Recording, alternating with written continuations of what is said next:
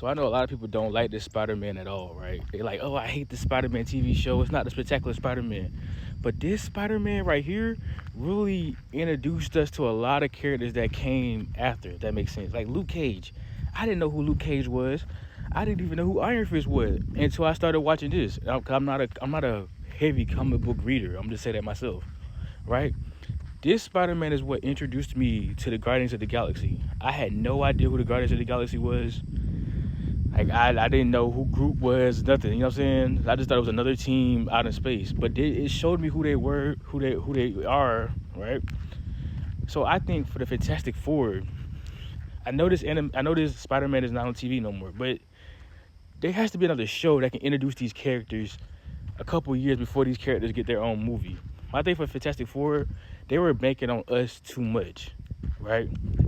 They were thinking like, hey, the people that were born before 2005, they know the story. They watched the first movie that was 2005.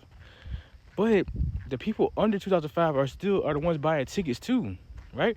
That's why they're not, because they don't know the story. I mean, it says the story in the movie, but it's not the same as actually seeing it, if that makes sense. So I think if they bring back something like this Spider-Man where they introduce, because it's Spider-Man, Spider-Man has a big fan base, right?